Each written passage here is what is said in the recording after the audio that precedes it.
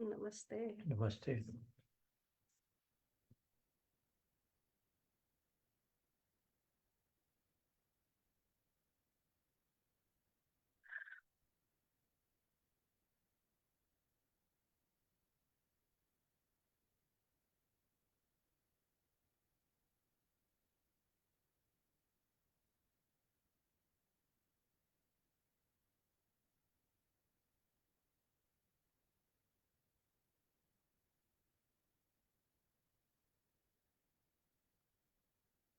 जहाँ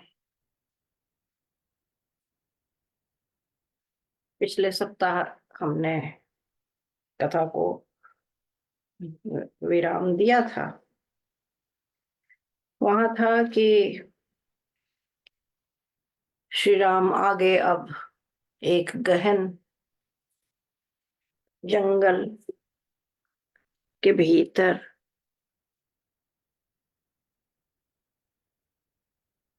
चले गए हैं और सभी जो सन्यासी ऋषि इत्यादि तापस इत्यादि थे वहां महर्षि अत्रि के आश्रम में, उन सब ने श्री राम को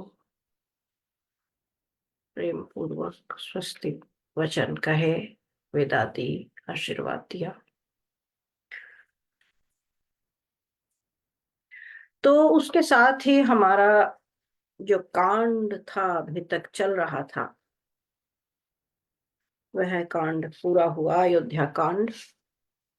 और आज से अरण्य कांड, महर्षि वाल्मीकि द्वारा प्रणीत जो इतिहास ग्रंथ रामायण है, जिसमें प्रक्षिप्त, क्योंकि रामायण के नाम पर, जैसा कि पहले भी हम उल्लेख करते रहे हैं, महर्षि श्री राम का काल लगभग 8.5 लाख वर्ष पहले का है। और इस अवधि में उनकी, क्योंकि वह पहली इतिहास कथा है विश्व की, तो उस कथा के हजारों रूप बाद में, वे फिक्शन है, साहित्य है, अपने अपने ढंग से कहे हुए, वे आर्ष ग्रंथ नहीं है। किंतु महर्षि वाल्मीकि ने, जिनके शिष्य थे महर्षि भारद्वाज, और महर्षि वाल्मीकि श्री राम के समकालीन थे, उन्होंने जो इतिहास कथा लिखी है वह फिक्शन नहीं है, वह पोएट्री नहीं है, लिटरेचर नहीं है, यानी जिसे आज लिटरेचर हम कहते हैं, वाङ्मय है, आर्ष ग्रंथ है, इतिहास ग्रंथ है वह, जबकि छंद रूप में लिखा गया है। जैसे सामवेद है, पूरा सामवेद पूरा गेय है, सभी छंद में है मंत्र, बाकी वेदों के भी। तो इसका यह अर्थ नहीं है कि वह लौकिक साहित्य है या जिसे हम साहित्य समझते हैं। तो जो जिस भी ग्रंथ को हम देखते हैं, जब लिया जाता है हाथ में, तो पता होना चाहिए कि आर्ष ग्रंथ कौन सा है और शेष अनार्ष, यानी जो ऋषि द्वारा प्रणीत नहीं है। तो यह जो वाल्मीकि रामायण होती है, इसमें भी बहुत मिलावटें की गई और भिन्न भिन्न प्रकार के रूप उपलब्ध हैं बाजार में, यदि आप जाएंगे तो। क्योंकि हमारे यहाँ जब आक्रांता आए, उन्होंने हमारा साहित्य जला दिया, और जो वे लोग जिन्हें कंठस्थ था हमारा वाङ्मय, उनमें से अधिकांश की हत्याएं करवा दी गई, मार दिए गए, इत्यादि इत्यादि इत्यादि। तो जिन्हें थोड़ा बहुत, जिनकी स्मृति में था, कुछ उन्होंने रखा, कुछ उन्होंने अपनी बात जोड़ी, उन्होंने अपने दूसरे लोगों से कुछ अपना कहा, अपने शब्दों में। तो इस प्रकार करते, और कुछ ऐसा भी हुआ क्योंकि भारत के इतिहास को, भारतीय इतिहास को प्रदूषित करना था। श्री राम और कृष्ण ऐसे चरित्र हैं कि यदि उन्हें हमारे इतिहास से अलग कर दिया जाए तो भारतीय जाति जो है वह सदा के लिए पराधीन बनी रह सकती है। क्योंकि यही दो चरित्र हैं जो हमारी सोई हुई नसों में शक्ति का संचार करते हैं, बल का संचार करते हैं, और निरंतर हमें अधर्म, अन्याय, अत्याचार और सभी प्रकार की दुरभिसंधियों से के विरुद्ध खड़े होने, उन्हें पराजित करने, उनका विरोध करने और उन्हें परास्त कर उन पर विजय पाने की शक्ति, पहले तो प्रेरणा देते हैं फिर शक्ति देते हैं। ये उदाहरण है। तो इसलिए श्री राम और कृष्ण के चरित्र को दूषित प्रदूषित करने के प्रयास इतिहास में हजार से अधिक वर्षों से चले आ रहे हैं। इस कारण जो भांति भांति के, जिसे अंग्रेजी में वर्जन कहें, संस्करण कहें, रूप कहें, बाजार में मिलते हैं, वे उसी का परिणाम है। और मैंने पहले भी कहा कि जो हिंदी भाषी समुदाय है, वे रामचरितमानस, क्योंकि वह लौकिक भाषा में उनकी अपनी, जिसे हिंदी आज हम कहते हैं, हिंदी से अधिक समझा जाता है, उसे समझा जा सकता है। तो रामचरितमानस तुलसी का काल लगभग 500 वर्ष पूर्व का है, और वाल्मीकि का काल श्री राम का काल है। तो यह जो 8.5 लाख वर्ष का अंतर है, तो उसी अर्थ में रामचरितमानस को देखना चाहिए। वह काव्य है, इतिहास नहीं है। इतिहास कथा को काव्यात्मक रूप में उसमें कहा गया है। इतिहास देखना है, सत्य जानना है, तो वाल्मीकि रामायण के पास आना होगा, महर्षि वाल्मीकि के पास आना होगा।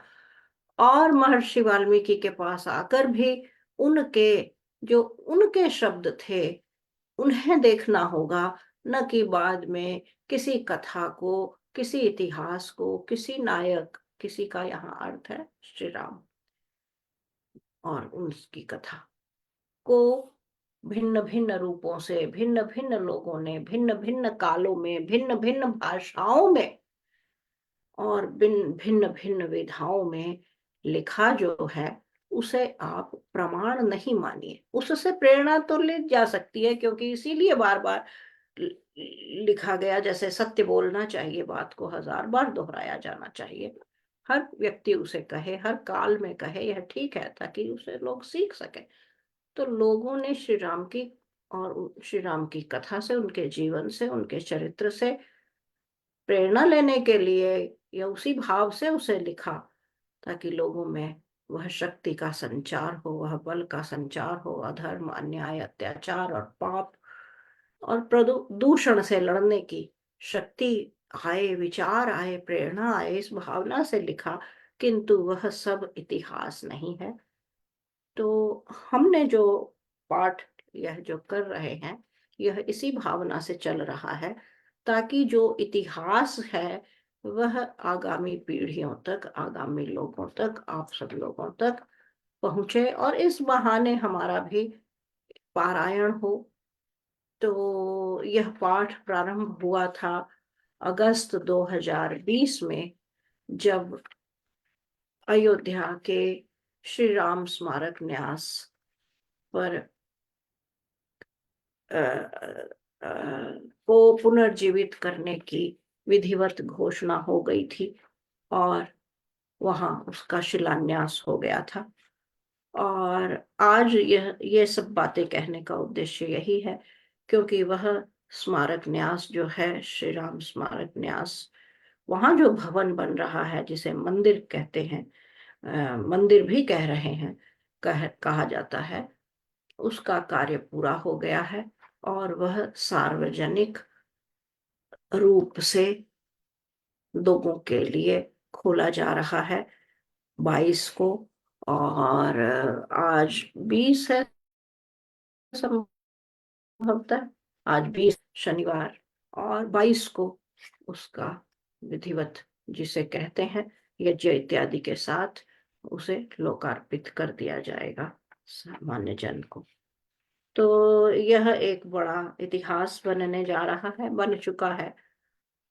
इसलिए मुझे इन बातों को फिर से कहना आवश्यक लगा। तो आइए अब हम आरण्य कांड को प्रारंभ करते हैं। जैसा कि मैंने पिछली बार कहा था, एक एक श्लोक की अपेक्षा कुछ एक 3-4 श्लोक एक विषय के लेकर फिर उस कथा को अब हम कहेंगे। प्रविश्यतु महारण्यं दण्डकारण्यमात्मवान् ददर्श रामो दुर्धर्षस्तापसाश्रममण्डलम् शरण्यं सर्वभूतानां सुसंहृष्टाजिरं सदा मृगैर्बहुभिरार्कीर्णं पक्षिसङ्घैः समावृतम् समेद्भिस्तोयकलशैः फलमूलैश्च शोभितम् आरण्यैश्च महावृक्षैः पुण्यैः स्वादुफलैर्युतम् बलिहोमार्चितं पुण्यं ब्रह्मघोषनिनादितं पुष्पैर्वन्यैः परिक्षिप्तं पद्मिन्या च सपद्मया। मूलतः ये जो अभी 4 श्लोक मैंने पढ़े, इनमें जो दंडकारण्य है, अरण्य शब्द बना है, अरण्य कहते हैं जंगल को, और अरण्य शब्द बना है अरणी से, वह लकड़ी जो आग, क्योंकि लकड़ी वन है वहां अरणी अग्नि, वहां वृक्ष अग्नि को, क्योंकि अग्नि कहाँ से आती है? लकड़ी में। और सूर्य से जो ऊर्जा प्राप्त होती है, वृक्षों की लकड़ी जो है वह उस ऊर्जा को अपने में समेट कर रखती है, इसीलिए उसे जलाने पर अग्नि उत्पन्न होती है, और इस कारण उस अग्नि के कारण उसे अरण्य कहा जाता है। तो यह जो दंडकारण्य है, यह बहुत भीषण है, बहुत गहन वन है। यदि आपने देखे होंगे, यानी संस्कृत में बहुत सारे शब्द प्रयोग होते हैं, प्रत्येक शब्द का, जैसे वन है, वन का उपवन है, अरण्यक है। ऐसा नहीं है कि बोलचाल में हम कहते हैं कि ये कुछ एक शब्द एक दूसरे के पर्यायवाची हैं, किंतु मूलतः पर्यायवाची कुछ नहीं होता है, क्योंकि मूलतः संस्कृत का प्रत्येक शब्द एक किसी ना किसी अलग अर्थ को समाहित किए हुए होता है। उसमें उसका एक विशेष अर्थ, अलग को आप इस रूप में देखिए, किसी विशेष बात को बता रहा होता है, उस अर्थ को ध्वनित करता है। तो अब जैसे एक किसी को सिंधु कहते हैं, सागर अंग्रेजी में भी सी है, एक ओशियन है, सागर है, समुद्र है, महासागर है ना। तो सभी एक ही अर्थ के वाचक नहीं है, बोलचाल में हम चाहे इन्हें ऐसा प्रयोग कर ले। तो जो दंडकारण्य है वह बहुत घना वन है, बहुत घना वन है। और पिछले प्रकरण में हमने देखा था कि ऋषियों ने, सन्यासियों ने श्री राम से को चेताया था या सावधान किया था कि यह वन बहुत भीषण है और वहां पर राक्षसों का निरंतर आना जाना है, व्यवधान है, और जीवन वहां बहुत कठिन होगा। किंतु श्री राम ने फिर भी उसके भीतर जाना, उस गहन वन में के अंदर जाना चुना। और उस वन में ऐसा नहीं है कि वन में केवल पशु हैं, वन में मनुष्य भी रहते हैं। मनुष्य नगर के रूप में नहीं रहते, लेकिन जो नगरों से दूर रहने वाले सन्यासी ऋषि इत्यादि हैं, उनके कुछ आश्रम हैं। हम्म, कुछ आश्रम तो थोड़ा नगर के पास हैं, जैसे हमने देखा पहले जहां रहे, जहां भरत आकर मिले, वे उतने गहन वन में नहीं थे। और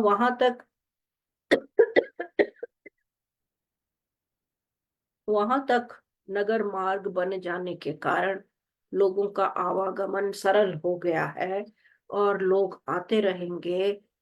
इसी से बचने के लिए श्री राम अब गहन वन के भीतर आए हैं। तो अब उन्होंने कहा कि दंडकारण्य में प्रवेश करने पर श्री राम ने देखा कि वहां पर कुछ एक ऐसे स्थल पर पहुंचे जहां उन्हें कुछ ऋषियों के आश्रम दिखाई दिए। और फिर अगले श्लोक में उन्होंने कहा कि ये जो आश्रम थे, ये केवल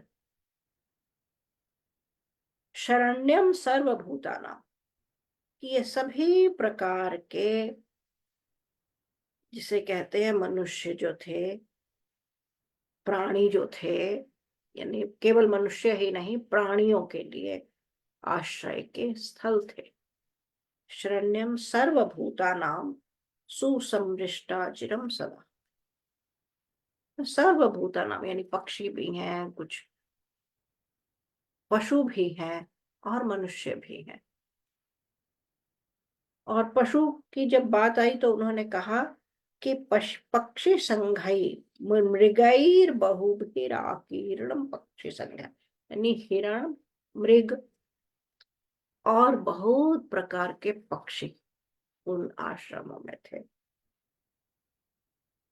और फिर क्या कहा कि ये आश्रम जो है सुसमृष्टा चिरम सदा, ये आश्रम जो है एकदम बहुत सुचारू रूप से स्वच्छ और बहुत बहुत बढ़िया प्रकार से बने हुए, और बहुत ही साफ सुथरे इत्यादि थे।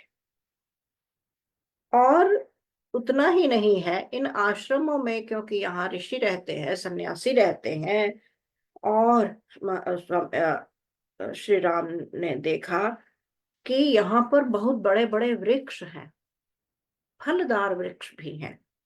हम्म, क्योंकि वन में मूलतः तो जिसे कहना चाहिए कि वैसे वृक्ष हैं जो ऐसे नहीं है दैनंदिन जीवन में, यानी फल वाले नहीं है, लेकिन दूसरे बड़े बड़े वृक्ष जो स्वतः उग आते हैं। हिमाचल जाइए तो देवदार और चीड़ दिख जाएगा, और दक्षिण में जाइए तो वन के भीतर कहीं वट वृक्ष दिखेगा, कहीं कुछ दिखेगा। तो जो मनुष्यों द्वारा लगाए जाने वाले वृक्ष हैं, वे वृक्ष वनों में उस प्रकार नहीं होते। वनों में वे वृक्ष मूलतः होते हैं जो बड़े बड़े होते हैं, किंतु यहाँ आश्रम के भीतर, आश्रमों के आसपास फल वाले वृक्ष बहुत लगे हुए हैं। जंगली वृक्ष भी हैं, किंतु फल वाले वृक्ष भी हैं। और फिर यह देखा कि उन आश्रमों में क्योंकि सन्यासी और ऋषि रहते हैं, तो वे प्रतिदिन जो दैनंदिन अग्निहोत्र करते हैं, उस उन अग्निहोत्र को करने के लिए जो सामग्री चाहिए होती है, कहीं कलश है, कहीं यज्ञ कुंड बना है, कहीं घी रखा है, इत्यादि वस्तुएं जो संबंधित वस्तुएं होती हैं, वे समिधाएं रखी हुई हैं। इत्यादि इत्यादि पड़ी हैं। और वहीं पर कुछ जिसे कहना चाहिए कि फल मूलश्च शोभितम, यानी आप बोलचाल में कह ले कि फल और कंदमूल इत्यादि पड़े हुए दिखाई दे रहे थे।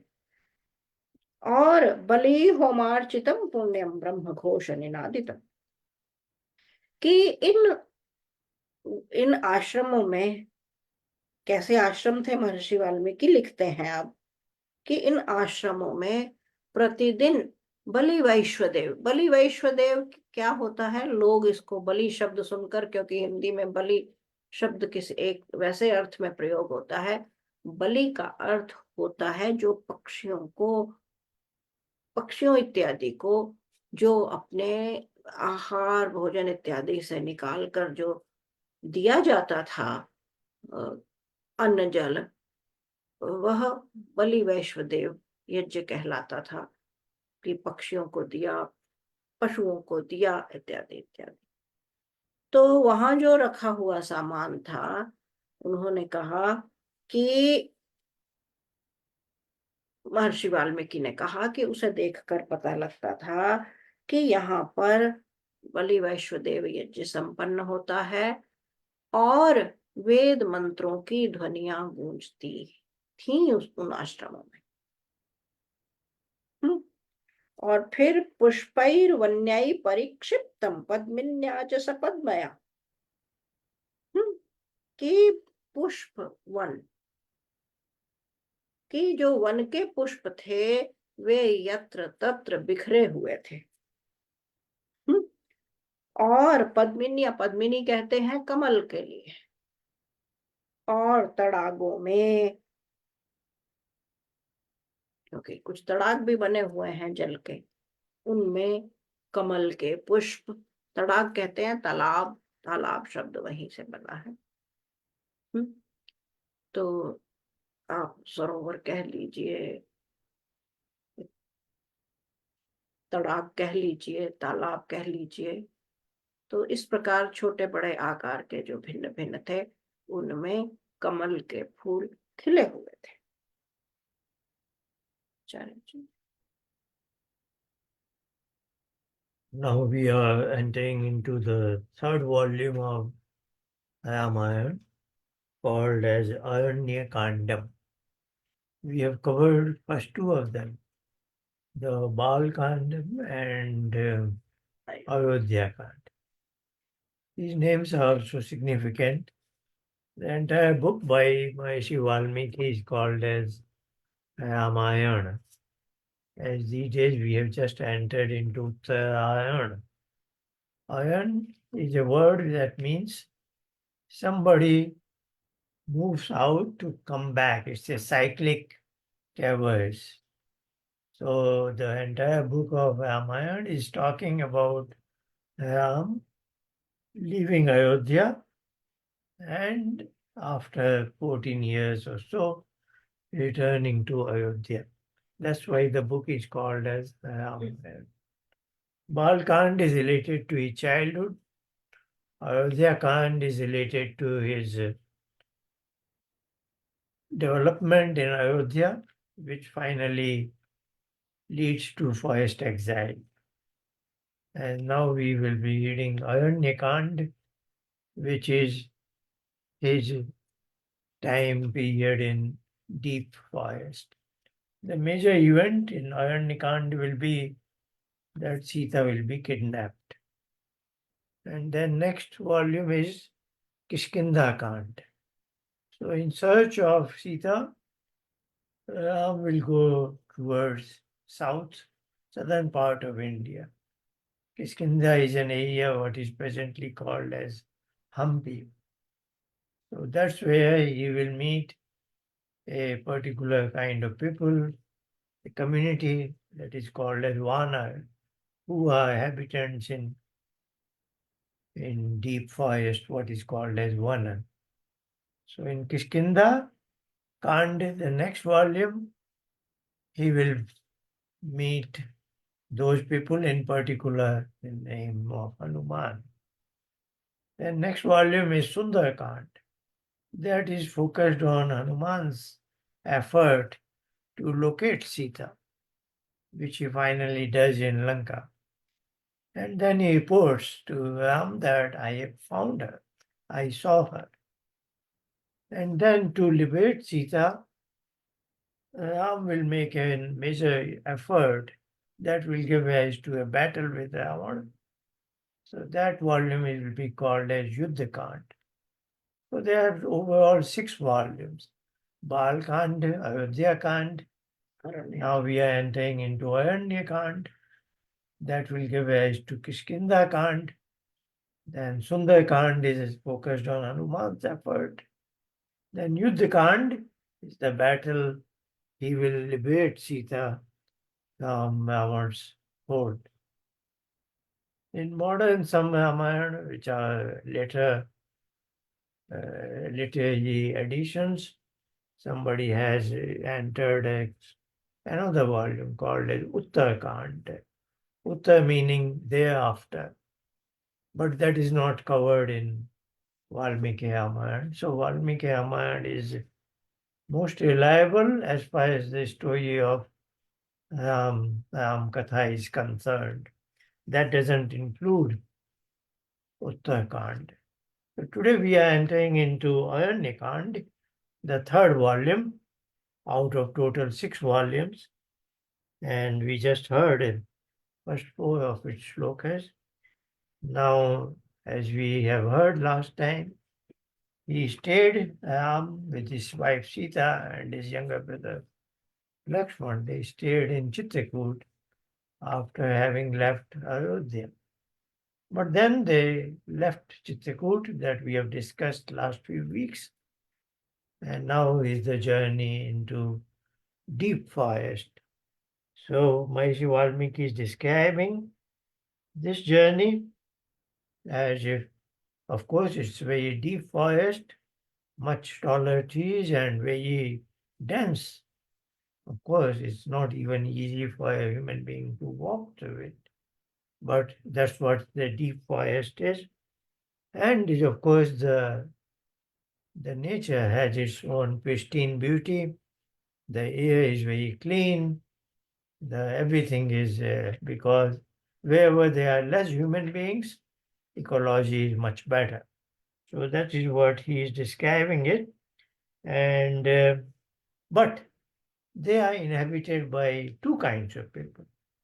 One is they are rishis and noble people who want to be away from the city dwellings to be engaged in the spiritual journey. So they build some kind of an ashram, and as is our culture, the 3rd phase of human life is vanprastha. So vanprastha meaning to dwell into one, what is forest.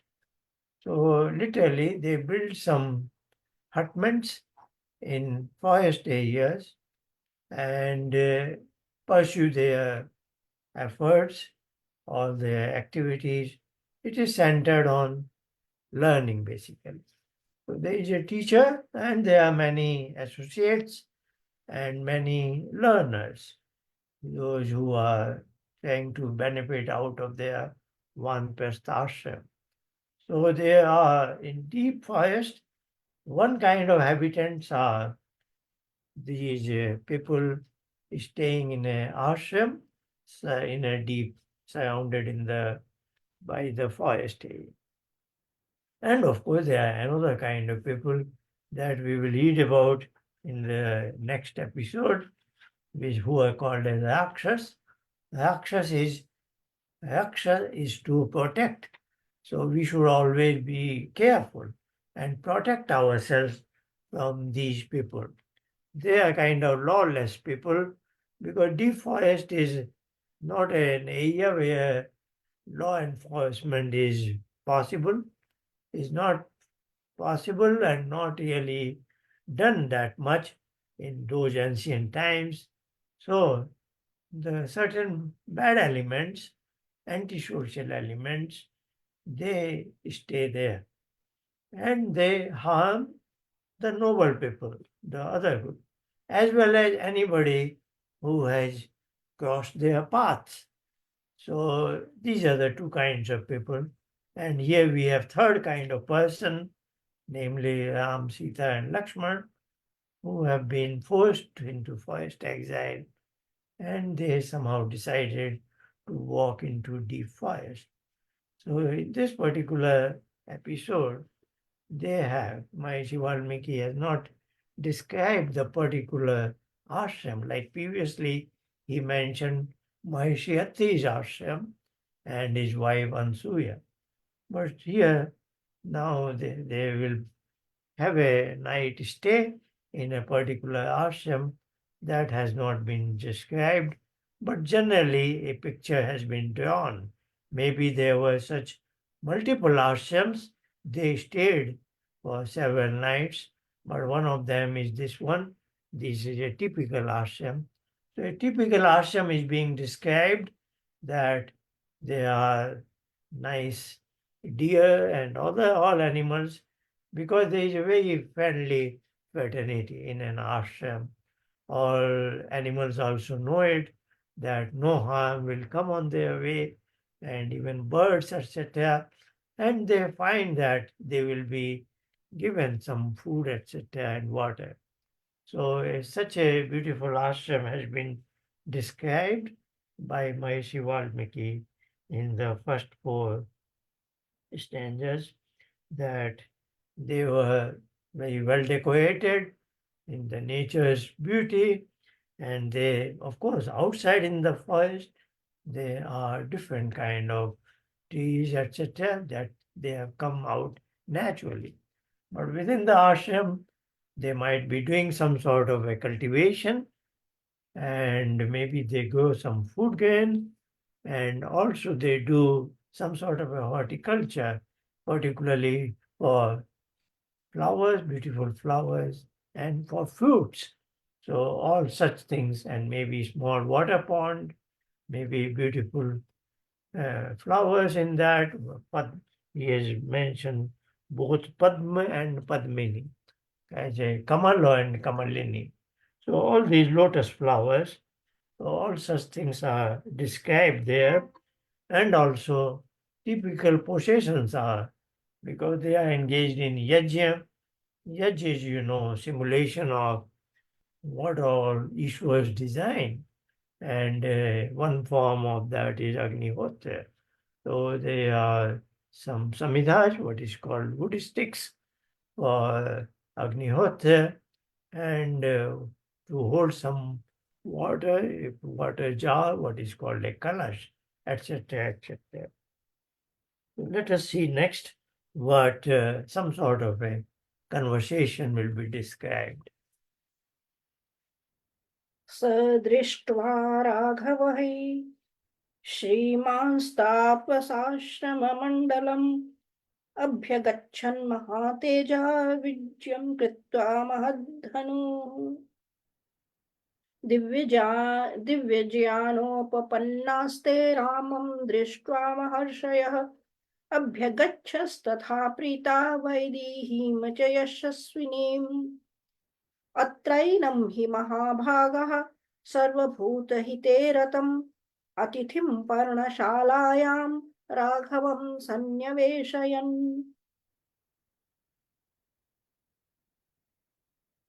ततो रामस्य सत्कृत्य विधिना पावकोपमः आजह्रुस्ते महाभागः सलिलं धर्मचारिणः मूलं पुष्पं फलं वन्यमाश्रमं च महात्मनः निवेदयित्वा धर्मज्ञास्तः ततः प्राञ्जलयोऽब्रुवन्। मूलतः जब श्री राम ने उस आश्रम को देखा तो वे समझ गए कि यहाँ कुछ तपस्वियों का, ऋषियों का निवास है, और मर्यादा के अनुसार, क्योंकि श्री राम को मर्यादा पुरुषोत्तम कहा जाता है, ये प्रत्येक मर्यादा का उन्होंने सदा जीवन में पालन किया। तो मर्यादा वश उन्होंने जो धनुष बाण कंधे पर लिया हुए थे, तो धनुष की जो प्रत्यंचा होती है, प्रत्यंचा कहते हैं, और डोरी जिसे आप कह ली, समझ लीजिए, जब डोरी कसी जाती है, जैसे ढोलक आपने देखी होगी, जब ढोलक को सामान्यतः है आप रखिए, लेकिन जब उसे बजाने का समय आता है तो उसके थोड़े नट बोल्ट, आजकल नट बोल्ट आ गए हैं, पहले डोरियां होती थी। हम्म, डोरियों से बंधा हुआ होता था दोनों ओर से, तो उसे कसा जाता था। इसी प्रकार धनुष जो है, धनुष के ऊपर एक सिरे से दूसरे सिरे तक एक डोरी बंधी होती है, और वही डोरी तय करती है कि आपका बाण कहाँ जाएगा, कितनी दूर जाएगा और कैसे जाएगा। तो उसे प्रत्यंचा भी कहते हैं। वह सदा तैयार रहती है। यदि जब जा रहे थे वन में तो वह तैयार थे, क्योंकि पीछे आश्रम में, महर्षि अत्रि के आश्रम में उन्हें सचेत कर दिया गया था कि यहाँ सुरक्षित नहीं है इस वन में, तो वह डोरी चढ़ी हुई होगी क्योंकि वे तैयार है। किंतु जैसे ही श्री राम ने उस आश्रम को देखा, अभी जो आश्रम जिसका वर्णन है इस अरण्य कांड के प्रारंभ में, तो उन्होंने सबसे पहले क्या किया, अपना धनुष उतारा और उसकी प्रत्यंचा खोली, ढीली कर दी। हम्म, ढीली कर दी। ढीली क्या करना, पूरी खोल दी। हम्म, क्योंकि यहाँ शब्द आया है विजयम कृत्वा महद्धनु, के अपने महान धनुष, उनका जो विशेष धनुष है श्री राम का, क्योंकि श्री राम को आजानु बाहु, आजानु बाहु का अर्थ है जिनकी बाहें उनके घुटनों तक आती हैं। हम्म, वो इतनी लंबी महाबाहु भी बार बार आया। तो ऐसे महाबाहु जो श्री राम है, उनका धनुष भी बहुत बड़ा है, क्योंकि बड़ी बाहों वाले जो हैं वे उस बल में, उस विद्या में, उसमें विशेष वो हैं, विशेषज्ञ हैं उसके। और श्री राम विशेष शक्तिशाली हैं और उनका भी धनुष भी विशेष है, उन्हीं के अनुसार बना हुआ। तो उन्होंने उस अपने महान धनुष की जो प्रत्यंचा है उसे ढील खोल दिया। और फिर दूसरी ओर से, अब जब इतनी घटना हुई है, श्री राम सीता लक्ष्मण वहां पहुंच गए हैं, देख रहे हैं, अवलोकन कर रहे हैं, वृक्ष सरोवर इत्यादि को देख रहे हैं, पशुओं पक्षियों को देखा उन्होंने, अवलोकन कर रहे हैं। तो इस बीच आश्रम के किसी व्यक्ति को भी पता लगा और इस प्रकार बात फैली। तो वे लोग भी अपने आश्रम से बाहर आए, उन्होंने भी देखा कि श्री राम इधर आ रहे हैं ना। और उन्हें संभवतः या तो सूचना मिल चुकी होगी या उन्हें जानकारी होगी पहले ही, क्योंकि श्री राम चले आ रहे हैं, महर्षि अत्रि के आश्रम में ठहरे हैं। तो इस प्रकार सूचना हो भी सकती है, या किसी ने पहचान लिया या समझ लिया, या पूर्व विदित था कि श्री राम इधर के वनों में आए हुए हैं कुछ वर्ष से।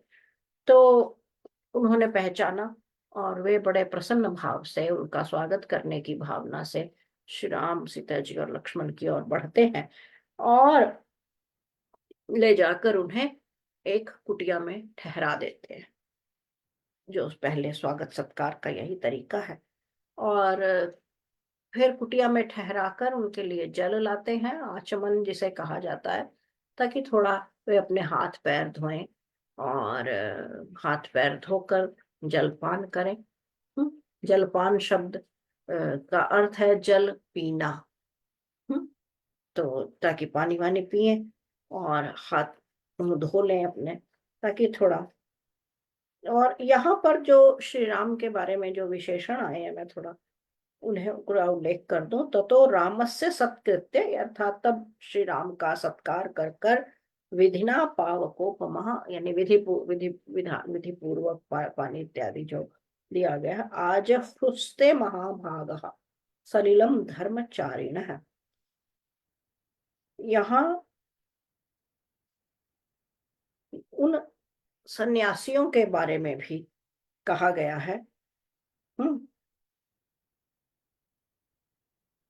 कि वे सन्यासी कैसे थे, श्री राम के विषय में नहीं है यह, उन उन जो आश्रम में रहने वाले लोग हैं उनके बारे में कहा गया है कि आजह्रुस्ते महाभागः, यानी वे, जैसे होता है कि इतने तेजस्वी ऋषि थे।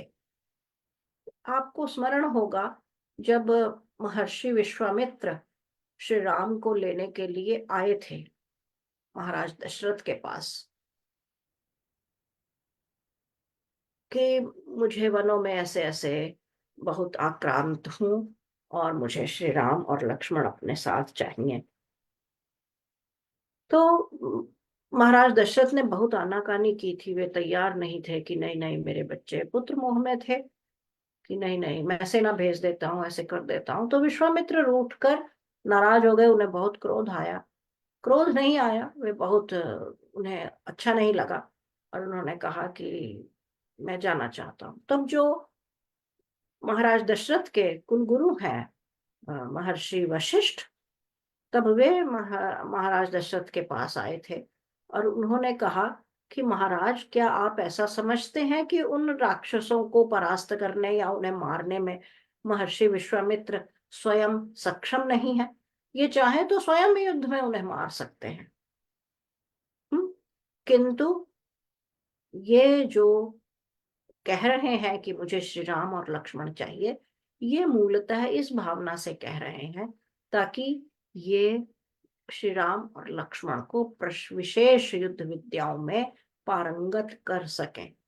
तो उस घटना से, क्योंकि आज सामान्य मनुष्य समझता है कि यदि कोई सन्यासी है तो उसे तो किसी चीज से कोई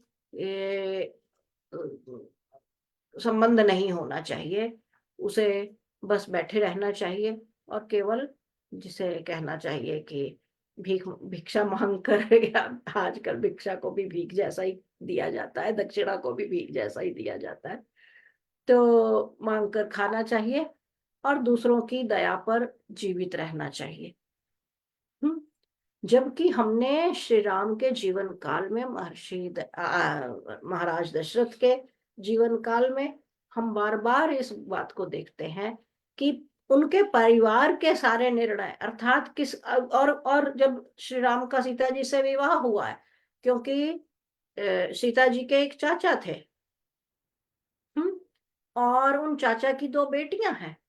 तो द- महर आ, आ, जो महाराज दशरथ हैं, वे प्रस्ताव नहीं रखते हैं, महर्षि वशिष्ठ अपनी ओर से ही प्रस्ताव रख देते हैं कि जो भरत और शत्रुघ्न हैं, उनका विवाह सीता जी के चाचा की दोनों बेटियां मांडवी और श्रुतकीर्ति से करवा दिया जाए, प्रस्ताव रख देते हैं। तो आप देखिए कि विवाह प्रस्ताव, कहाँ जाना है संतान को, कहाँ, ये सारे निर्णय उनके कुल, उनके घर के, परिवार के, कुल के बड़े बड़े निर्णय, छोटे छोटे नहीं, ये निर्णय उनके आचार्य गुरु ले रहे हैं, ले लेते। तो तब हमें, जो मैं जो प्रसंग कह रही थी कि जो महर्षि विश्वामित्र हैं, वे युद्ध कला में निपुण हैं, युद्ध के एक्सपर्ट हैं, वे भले ही वे ऋषि हैं, महर्षि हैं, किंतु ऐसा नहीं है कि वे केवल आंख मूंद कर भिक्षावृत्ति पर जीने वाले और आंख मूंद कर बैठे रहने वाले कोई उस प्रकार के सन्यासी हैं या व्यक्ति हैं। तो इस बात को यहाँ पर भी, इस आश्रम में रहने वाले लोगों के लिए भी जो आया है, कि वे धर्म पर चलने वाले, निरंतर धर्म का पालन करने वाले, धर्म की भी बड़ी गड़बड़ है, मैं बता चुकी हूँ, आज उसमें नहीं जाना चाहती कि धर्म क्या है। तो धर्म के मार्ग पर चलने वाले, धर्म का मार्ग पर चलना अर्थात वेद में जैसा जीवन यापन करने को कहा गया है तदनुसार जीवन यापन करना, जीवन यापन है धर्म। जीवन कैसे जीना है उसकी बात है। जब आप वेद की शिक्षाओं के अनुसार जीवन जीते हैं, उठते बैठते हंसते खेलते बरतते हैं, तब आप धर्म का पालन कर रहे हैं, तब आप धर्म के अनुसार चल रहे हैं, धर्म के मार्ग पर चल रहे हैं। तो वे धर्म के मार्ग पर चलने वाले हैं, लेकिन उससे भी पहले आया है कि आजह्रुस्ते, अर्थात जैसे अग्नि जितनी, जैसे आपने प्रचंड अग्नि को देखा, 1 मिनट में, यानी उसमें प्रकाश भी है, यही सूर्य के गुण हैं, वही अरणि में आए हैं। और क्या गुण है? प्रकाश भी है और ऊर्जा भी है, दोनों चीजें हैं उसमें। तो जब किसी व्यक्ति में, जिसे कहना चाहिए इतना, इतनी चमक हो और इतनी ऊर्जा हो, तो यहाँ कहा अग्नि के समान उनका जो थे चमक थी, उन आश्रम के तेजस्वी भी थे, उतनी तेजस्विता से भरपूर थे। तो वैसे थे और धर्म के मार्ग पर चलने वाले। ऐसा नहीं है वे बल में कोई कमजोर थे या भिक्षावृत्ति पर पलने वाले और फल फूल खाकर बस पड़े रहे एक कोने में, किसी प्रकार जीवन कट रहा है, ऐसा नहीं। तो उन्होंने, उन्हें जो मैंने कहा था कि जल दिया इत्यादि इत्यादि, और फिर उसके सब हाथ, जब वे हाथ पांव धो चुके तीनों लोग, थोड़ा वो हो चुके, जल इत्यादि पी चुके, फिर उन्हें फल दिए, कुछ कंद मूल इत्यादि दिए, ताकि वे थोड़ा जिसे नाश्ता कर ले, यानी थोड़ा कुछ खा पी ले। और जब वे खा पी चुके, सीता जी, लक्ष्मण जी और श्री राम, तब फिर वे लोग उनके पास आए, बातचीत होने लगी। और उन्होंने श्री राम से कुछ विशेष निवेदन किए। वे निवेदन थे कि धर्म पालो जनस्यास्य शरण्यस्त्वं महायशः। मैंने पूरे का कहाँ तक पढ़ा था? चलिए, यहाँ ये नहीं पढ़े थे। चलिए, धर्म पालो जनस्यास्य शरण्यस्त्वं महायशः पूजनीयश्च मान्यश्च राजा दंडधरो गुरु। ये श्री राम के कार्यक्षेत्र, उनके अधिकार क्षेत्र, उनके गुण, उनकी विशेषताएं इत्यादि के बारे में है। कहा गया कि धर्म पालो, अर्थात आप सदा धर्म को, धर्म का मार्ग, धर्म के मार्ग पर चलने वाले हैं और धर्म के नियमों का पालन करते हैं। धर्म के नियम मैंने अभी बता दिया, अर्थात वेदानुसार जीवन यापन करने वाला। तो आप सदा वेद की शिक्षाओं के अनुसार जीवन यापन करने वाले हैं, और आप उसके संरक्षक भी हैं, ताकि बाकी समाज में भी, क्योंकि वे राजा है ना श्री राम, अब राजा बने नहीं है विधिवत, लेकिन सभी को पता है कि चक्रवर्ती सम्राट वही होने वाले थे, और व्यक्तिगत गुणों में वे उस रूप में उन सब गुणों को धारण कर किए भी हुए हैं। तो उन्होंने कहा कि सारे समाज में आप ये सुनिश्चित करते हैं कि उनका पुराना जीवन भी श्री राम का देख लिया जाए। तो श्री राम सदा यह सुनिश्चित करते थे कि कोई भी अधर्म का कार्य न करे, कोई वेद विरुद्ध कार्य ना हो, और कोई भी मर्यादा का उल्लंघन न करे। तो अतः वे धर्म को अपने जीवन में ही नहीं अपनाते, बल्कि समाज में भी सुनिश्चित करते हैं कि धर्म का पालन हो, उसकी सुरक्षा हो। फिर जनस्यास्य शरण्यस्त्वं महायशः, यानी आप महान यश वाले हैं, और जहां जब भी आपके पास कोई सहायता की भावना से आता है आपके पास, तो उसकी सहायता करते हैं, उसे सहयोग करते हैं, उसे सुरक्षा देते हैं। पूजनीयश्च मान्यश्च, आप पूजनीय हैं, यानी आप प्रशंसनीय हैं, सत्कार के योग्य हैं, और फिर मान्य है ना, राजा दंड धरो गुरु, आप गुरु भी हैं, राजा भी हैं, और दंड धरो गुरु, दंड धरो गुरु, अर्थात आप दंड, अर्थात जो दंड कहते हैं, जो नियम को चलाने के लिए, जो देखिए हमारे यहाँ जब राज सिंहासन ग्रहण करता था कोई, राज्य तिलक होता था, तो एक दंड दिया जाता था उसके हाथ में। दंड खाली लकड़ी का ही नहीं, वह होता था धर्म दंड। धर्म दंड, फिर आप हट जाइए, क्योंकि आप सबके दिमाग में धर्म का अर्थ कोई पूजा कुछ ये सब घुसा हुआ। धर्म का अर्थ है वेद के अनुसार वैसा न्याय हो, वैसा जीवन यापन हो और वैसा समाज चले। और उसी के अनुसार फिर सारा विधि विधान होता था, किसको दंड देना है, किसको दंड नहीं देना। तो वह दंड कुछ और है, लेकिन यह जो धर्म दंड है, यह राज सिंहासन के अभी भी ब्रिटेन इत्यादि में आप जाएंगे, अभी भी वह धर्म दंड, अभी शायद भारत में भी किसी धर्म दंड को लाया गया ना, कुछ मिला है कहीं। जो तो अभी भी यह परंपरा है कि जब भी किसी का राज तिलक होता है तो उसे वह धर्मदंड थमाया जाता है। तो यहाँ कहा गया कि आप दंडधारी राजा हैं, आप भले ही आप राज सिंहासन पर नहीं बैठे, किंतु आप ही राजा हैं। हम्म। तो और ते वयम भवता रक्षा भवद्विषयवासिनः नगरस्थो वनस्थो वा त्वं नो राजा जनेश्वरः न्यस्त न्यस्तदण्डा वयं राजन्जित क्रोधा जितेन्द्रियः रक्षितव्यास्त्वया शश्वद्गर्भभूतास्तपोधनः एवमुक्त्वा फलैर्मूलैः पुष्पैर्वन्यैश्च राघवम् अन्यैश्च विधि अन्यैश्च विविधाहारैः स लक्ष्मणं पूजयन्। उन्होंने कहा कि हम तो आपकी प्रजा हैं, है ना, और प्रजा की रक्षा राजा को करनी चाहिए, आप स्वयं जानते हैं। और आप तो रक्षा करने में समर्थ हैं, रक्षा करने का अधिकार है, और आप रक्षा दूसरों की करते हैं। तो आपको हमारी भी रक्षा करनी चाहिए। ऐसा थोड़ी है कि जो राजा है वह केवल जो अपने नगर में रहने वालों की रक्षा करेगा, जो वन में रहते हैं और प्राणी मात्र की रक्षा उसे करनी है। हम्म। तो हम वन में रहने वाली प्रजा हैं, हमारी रक्षा भी आप ही को करनी है, क्योंकि आप हमारे भी राजा हैं। इसलिए, और फिर साथ में कहते हैं, क्योंकि महर्षि वाल्मीकि ने पहले लिखा कि वे इतने तेजस्वी दीप्यमान इतने वैसे थे, यानी वे जो आश्रम में रहने वाले लोग थे, लेकिन उन्होंने यहाँ फिर कहा कि हम क्योंकि, है ना,